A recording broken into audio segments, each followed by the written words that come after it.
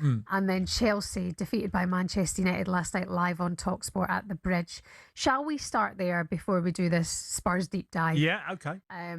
Matheus Cunha, well taken first half goal to give Manchester United the lead and take the 3 points just before half time. Rosenior's side now suffered 4th loss in a row without scoring, Cass. Yeah, I know. The club's in a mess. It really is at the moment. And I know so many people at Chelsea who work behind the scenes and they do absolute great jobs, really do. Many of the stuff that we don't hear about. And yet on the field, what you're seeing and the way they're getting beat, I think it's... Look, I've done the last 3 home games. I've been there. And so I'm watching, and you obviously get the boos, but we're getting the boos at a lot of clubs now, aren't we? It's become a bit of a common theme.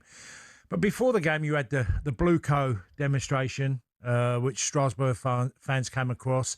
They're really unhappy of, their owners, which are the same as Chelsea's. They don't like being a feeder club to Chelsea. It's nothing against Chelsea as in the team and the fans and all this. It's more to do with they don't like losing their manager or maybe potential players. So it feels like everything at Chelsea is wrong at the moment. They can't find a win. They can't find a goal. The fans are unhappy of what they're witnessing. I was watching Caicedo yesterday because I wanted to do a piece on him Monday because when I had heard he'd signed a new 7-year deal, I straight away I thought when you got offered new deals, you had to be playing well. Yeah. No one offered you a deal when you were playing quite poorly, and Caicedo's way off his game. We know how good he is. I'm not criticising him because we all know how good Caicedo is. They paid £100 million for him at Brighton, and he struggled when he first got to Chelsea. But once he got fit, I go back to the Club World Cup last summer. He was phenomenal in that game. And okay, that's a one-off game, but he started the season brilliantly as well. Caicedo's way off his game. Now, this idea of giving a player a new contract of a 7-year deal is for 2 reasons. One, it is to guard their value.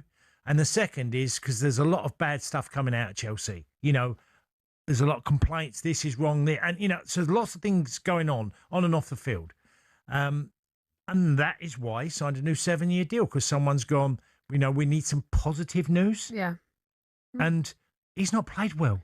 This is all reflective of the manager, right? These performances must reflect on Rosenior. They must.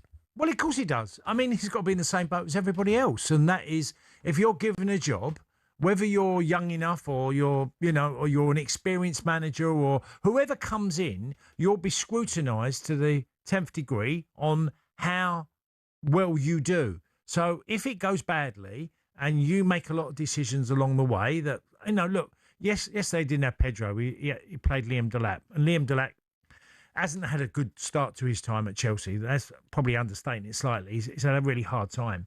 But there is a side there. But this side are performing way below par. And to not get a goal, as you said, in the last 4 games, and then to be beaten the way they have in the Champions League, this team doesn't look like winning at all at any type of game. They play Leeds in the Cup next weekend. If you said to me, who do I think will win today? I'd say Leeds, because I think they've got so much more than them, as in energy, drive, enthusiasm. I'm watching a Chelsea team where some of them think pastures are greener elsewhere. And players, a lot of them are playing well below the standard that's required. Do you think the model at Chelsea encourages this player power?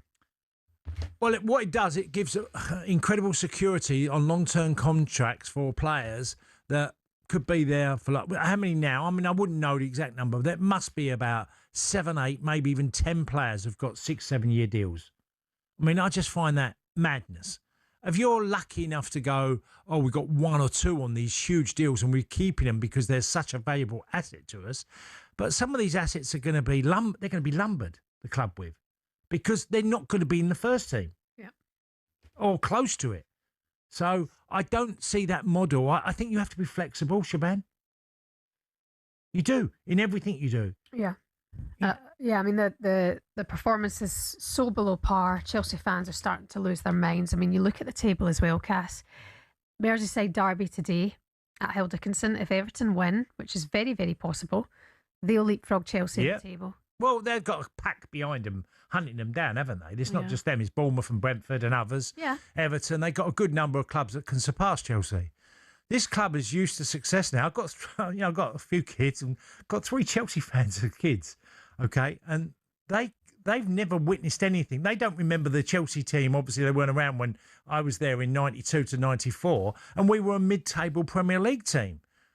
But we had a real big heart and desire, and we had characters within the team and players that wanted to play for Chelsea.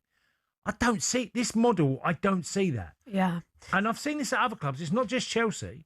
There's clubs where they have players that really think they're doing the club a favour playing for them. It's not like a loyalty. I'm really proud to play for this football club. Elsewhere, yesterday, more pressure heaps on Eddie Howe because Newcastle were beaten at St James's Park by Bournemouth 2-1. A really rough afternoon for Eddie Howe. Newcastle fans, Chelsea fans, where are you at this morning?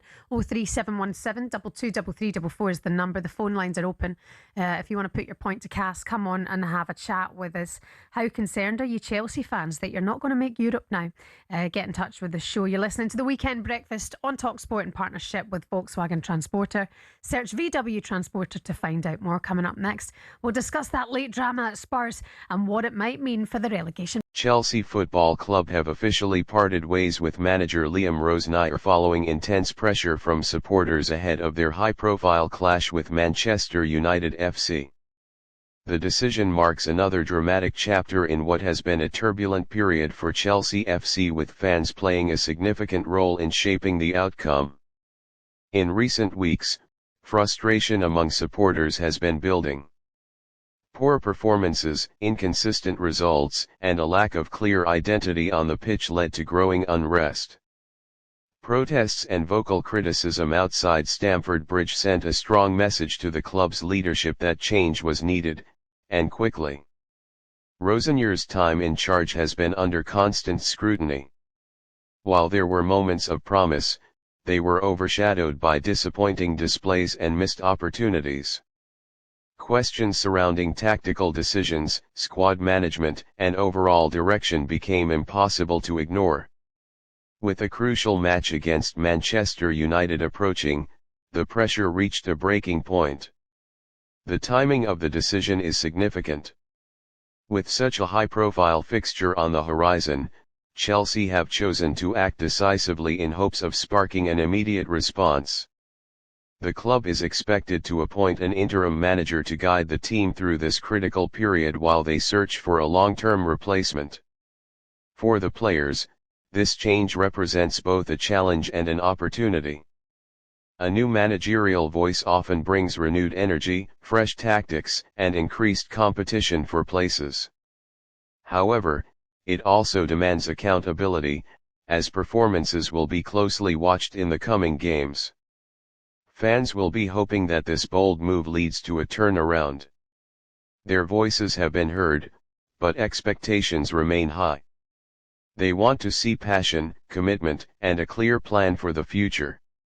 Chelsea now stand at a crossroads. The next steps both on and off the pitch will be crucial in determining whether this decision leads to recovery or further instability.